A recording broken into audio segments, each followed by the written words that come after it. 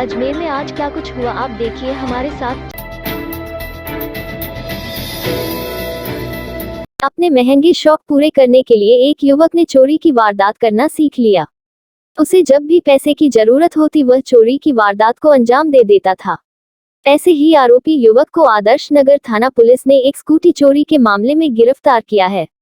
आदर्श नगर थाने के head constable Surendra Singh ने बताया कि गिरफ्तार आरोपी नावा शहर निवासी योगेंद्र उर्फ योगी है, जिसके कब्जे से 2 अन्य चोरी के वाहन भी बरामद किए गए हैं। उन्होंने बताया कि मामले में पिछले दिनों परिवादी ने शिकायत दी थी कि उनकी दुकान के आगे से ही कोई अज्ञात व्यक्ति उनकी स्कूटी को चोरी कर ले गया। उन्होंने जब दुकान के सीसीटीवी कैमरे में चेक किया तो चोर का फुटेज भी साफ नजर आ गया। पीड़ित दुकानदार की रिपोर्ट पर पुलिस ने वाहन चोरी का मुकदमा दर्ज किया है। पुलिस ने उक्त चोरी की वारदात के फुटेज को अपने मुखबिर तंत्र और आसपास के क्षेत्र के ग्रामीणों में वायरल कर दिया। साथ ही आरोपी युवक की पहचान होने पर पुलिस को सूचना देने की अपील की गई। शाम को आरोपी के संबंध में मुखबिर से सूचना मिली कि जिस तरह के हुलिये के बदमाश को पुलिस तलाश रही है, वह युवक उसी तरह की स्कूटी पर नसीराबाद घाटी क्षेत्र पर देखा गया है। पुलिस ने जब तुरंत ही घेराबंदी कर आरोपी युवक को दबोच लिया। वह स्कूटी के संबंध में कोई जानकारी नहीं दे पाया। पुलिस ने जब थाने जाकर उससे पूछा तो वह गुमराह करने लगा। पुलिस ने वाहन की जांच की तो उस पर अंकित number, chassis number, engine number भी वही निकले जो चोरी के मुकदमे में पंजीकृत थे। ऐसे में जब पुलिस ने उसे गहनता से पूछताछ की तो उसने वाहन चोरी की वारदात करना स्वीकार कर लिया। साथ ही उसने 2 अन्य वाहन चोरी की वारदात करना भी स्वीकार किया, जिन वाहनों को उसने नसीराबाद घाटी में एक सुनसान स्थान पर छिपाकर रखे होने की बात कही, जिस पर पुलिस ने बुधवार सुबह उसे मौके पर ले जाकर वाहनों को भी जब्त कर लिया। उक्त तीनों ही वाहन आदर्श नगर थाना क्षेत्र से चोरी किए गए हैं। मालूम किया तो उसके कोई कागजात नहीं थे गाड़ी पे। उस स्कूटी पर वही नंबर थे जो मेरे मुकदमे के अंदर वांछित स्कूटी थी। उसके चेचिस नंबर, इंजन नंबर मिलान किए तो वही स्कूटी चोरी होना पाई गई, जो योगेंद्र उर्फ कालू नाम के लड़के से बरामद की। मौके की कार्रवाई मौके पर थाने पर आए। थाने पर लाकर पूछताछ किया तो उसने एक स्कूटी में 2 मोटरसाइकिल और चोरी करना बताया, जो नसीराबाद घाटी में आगे की तरफ छुपाना बताया, जिसको आज सुबह जाकर हमने बरामद किया। पहले जिसे अपना प्रेमी और पति बताया था, उसे ही अब दुष्कर्मी होने का आरोप लगाते हुए एक युवती ने क्लॉक टावर थाने में मुकदमा दर्ज कराया है। पुलिस मामले के अनुसंधान में जुट गई है। थाने के सब इंस्पेक्टर केसाराम ने बताया कि थाना क्षेत्र में रहने वाली एक युवती मंगलवार को अपने परिजनों के साथ थाने पर उपस्थित हुई, जिसने अपने पड़ोस में रहने वाले युवक पर दुष्कर्म करने का आरोप लगाया है। शिकायत में बताया कि आरोपित दुष्कर्मी उसी की समाज का युवक है, जिसने पहले उससे दोस्ती की। वह सामाजिक नाते से भी उनके घर पर भी आता जाता था। जब वह वर्ष 2021 में गवर्नमेंट कॉलेज में आती जाती तो युवक भी रास्ते में उससे मिलने लगा। दोनों में धीरे धीरे पहचान बढ़ने लगी और फोन पर भी चैटिंग होने लगी। वर्ष 2021 में आरोपी उसे पुष्कर घुमाने के बहाने से ले गया, जहां आरोपी ने एक होटल में ले जाकर उसके साथ दुष्कर्म भी किया। पुलिस ने पीड़िता की शिकायत पर मामला दर्ज कर लिया है। थाने के सब इंस्पेक्टर केसाराम ने बताया कि प्रारंभिक जांच में ही यह बात सामने आई है कि उक्त आरोपी और पीड़िता दोनों ही वर्ष 2022 में घर पर बिना बताए कहीं चले गए थे। इस संबंध में उनके परिजनों ने गुमशुदगी की रिपोर्ट भी थाने में दर्ज कराई थी। उस दौरान जब पुलिस ने उन्हें तलाश कर दस्तयाब किया तो पूछताछ के दौरान दोनों ने खुद को प्रेमी युगल बताया था। साथ ही स्वेच्छा से प्रेम विवाह करने का भी एक प्रमाण दिया था। युवती ने भी उस दौरान लिखित में स्वेच्छा से शादी करने की बात कही थी, लेकिन अब दोनों में मनमुटाव होने के कारण दुष्कर्म का मुकदमा दर्ज कराया गया है। फिलहाल मामले में अनुसंधान किया जा रहा है। पीड़िता का पुलिस ने मेडिकल मुआयना करा दिया है। मामले में पीड़िता की धारा 164 के तहत मजिस्ट्रेट के समक्ष बयान कराएगी। उसके बाद ही पुलिस मामले में अग्रिम कार्यवाही करेगी। आना सागर झील किनारे जमा काये और कचरे की नगर निगम ने सफाई शुरू करा दी है। काये और कचरे से आ रही दुर्गंध के कारण कप्तान दुर्गा प्रसाद चौधरी मार्ग से गुजरने वाले वाहन चालकों और यहां रह रहे लोगों का जीना दुश्वार हो गया है। दरअसल आना सागर झील किनारे जमा मिट्टी पर झील का पानी उतरने के साथ ही काई जमना शुरू हो गई। झील का कचरा भी बहकर किनारे पर आ गया। इस कारण पिछले 4-5 दिन से यहाँ भयंकर बदबू आ रही है। राजस्थान लोक सेवा आयोग की ओर से प्राध्यापक स्कूल शिक्षा प्रतियोगी परीक्षा 2022 के अभ्यर्थियों की पात्रता जांच के लिए काउंसलिंग का आयोजन 26 जून से किया जा रहा है। इसमें उक्त परीक्षा के 15 विषयों के 7,150 अभ्यर्थियों की काउंसलिंग निर्धारित कार्यक्रमानुसार 28 जुलाई तक कराई जाएगी।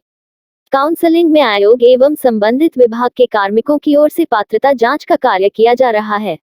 आयोग के संयुक्त सचिव आशुतोष गुप्ता ने बताया कि अभी तक जीव विज्ञान, भौतिक विज्ञान, संस्कृत, अंग्रेजी, गणित, उर्दू एवं लोक प्रशासन विषयों के कुल 1,786 अभ्यर्थियों की काउंसलिंग का आयोजन किया जा चुका है।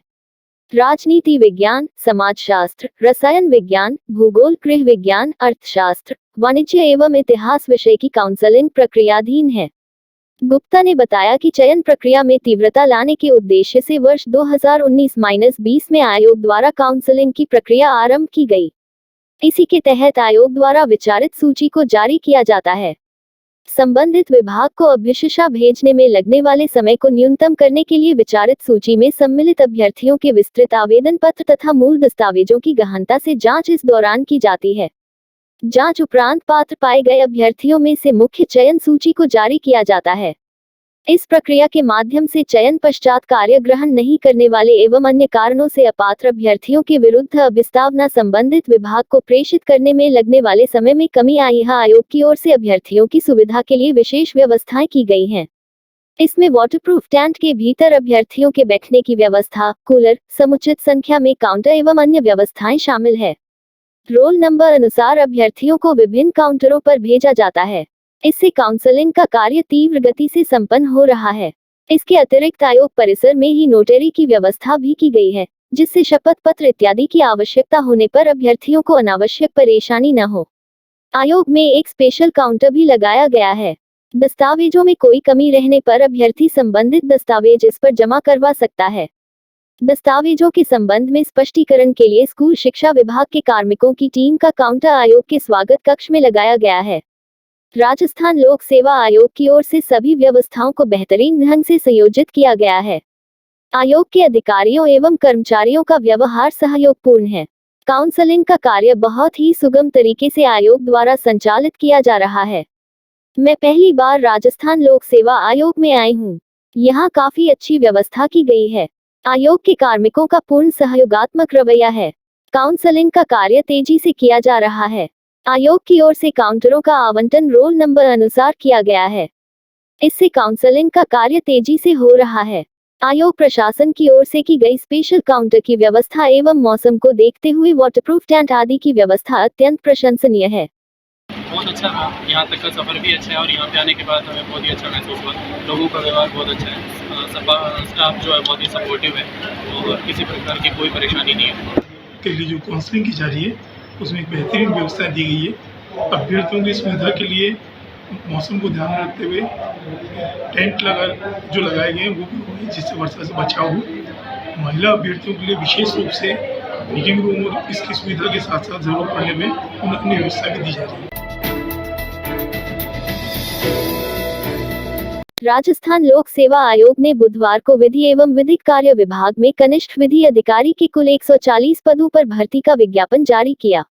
शैक्षणिक योग्यता, विषयवार पदों की संख्या, वर्गवार वर्गीकरण एवं अन्य जानकारी संबंधी विस्तृत सूचना आयोग की वेबसाइट पर उपलब्ध है। संयुक्त सचिव आशुतोष गुप्ता ने बताया कि आयोग ने नॉन टीएसपी के 134 तथा टीएसपी के 6 पदों पर भर्ती के लिए उक्त विज्ञापन जारी किया है। अभ्यर्थियों परीक्षा के लिए ऑनलाइन आवेदन 10 जुलाई से 9 अगस्त तक किए जा सकेंगे। ऑफलाइन आवेदन स्वीकार नहीं किए जाएंगे। उन्होंने कहा कि उक्त पदों के लिए परीक्षा का आयोजन माह अक्टूबर में किया जाना संभावित है। परीक्षा तिथि व स्थान के संबंध में यथासमय सूचित कर दिया जाएगा। अभ्यर्थियों को आयोग के ऑनलाइन पोर्टल https://rpsc.rajasthan.gov.in पर उपलब्ध अप्लाई ऑनलाइन लिंक अथवा SSO पोर्टल के सिटीजन एप्स में उपलब्ध रिक्रूटमेंट पोर्टल का चयन कर वन टाइम रजिस्ट्रेशन करना होगा। प्रथम बार वन टाइम रजिस्ट्रेशन करने के लिए अभ्यर्थी के नाम, पिता के नाम, जन्म तिथि, लिंग, सेकेंडरी समकक्ष परीक्षा एवं Aadhaar card, PAN card, voter card, driving licence ID में से किसी एक आईडी प्रूफ के विवरणों का इंद्राज एवं डॉक्यूमेंट अपलोड करना अनिवार्य है। जो अभ्यर्थी पूर्व में वन टाइम रजिस्ट्रेशन करा चुके हैं, वे अभ्यर्थी SSO पोर्टल के माध्यम से वन टाइम रजिस्ट्रेशन संख्या के आधार पर ऑनलाइन आवेदन करें। वन टाइम रजिस्ट्रेशन करने के बाद OTR प्रोफाइल में स्वयं के नाम, पिता के नाम, जन्म तिथि, लिंग, सेकेंडरी समकक्ष परीक्षा का विवरण एवं Aadhaar card, PAN card, voter card, driving licence ID विवरण में किसी भी प्रकार का संशोधन किया जाना संभव नहीं होगा। अतः वन टाइम रजिस्ट्रेशन करने से पूर्व जनाधार, आधार कार्ड, SSO प्रोफाइल में अंकित विवरण का शैक्षणिक दस्तावेजों में अंकित प्रविष्टियों से सावधानी पूर्वक मिलान सुनिश्चित कर लेवें। इनमें कोई अंतर होने पर आवश्यक संशोधन कराने के बाद ही वन टाइम रजिस्ट्रेशन व आवेदन फॉर्म भरने की कार्यवाही करें। एक बार यह परीक्षा शुल्क, आवेदन प्रक्रिया, प्रमाण पत्रों से संबंधित एवं अन्य सूचनाओं के लिए आयोग की वेबसाइट पर उपलब्ध सामान्य दिशा निर्देश तथा संबंधित सेवा नियमों का अध्ययन आवश्यक रूप से कर लेवें। किसी भी प्रकार के मार्गनिर्देशन, सूचना तथा स्पष्टीकरण के लिए आयोग के स्वागत कक्ष पर व्यक्तिगत रूप से अथवा दूरभाष संख्या 014526352212 26,35,200 पर संपर्क किया जा सकता है। इस रात की सुबह नहीं होती जब तक हाथ में उसकी गर्माहट नहीं होती। चाय का प्याला, अखबार साथ पुराना है, मिट्टी से जोड़ता है। खबरों की खुशबू से सारा घर महकता है। हर रंग में ढला कहानियों से किस्सों तक ले जाता है बेरोक टोक। देश के हर हिस्से तक ये हकीकत का आईना है। ख्वाबों को सच करके दिखाता है। दैनिक नवज्योति, आपके लिए, आपके साथ। ये थे आज के मुख्य समाचार। विस्तार से जानने के लिए पढ़ते रहिए दैनिक नवज्योति।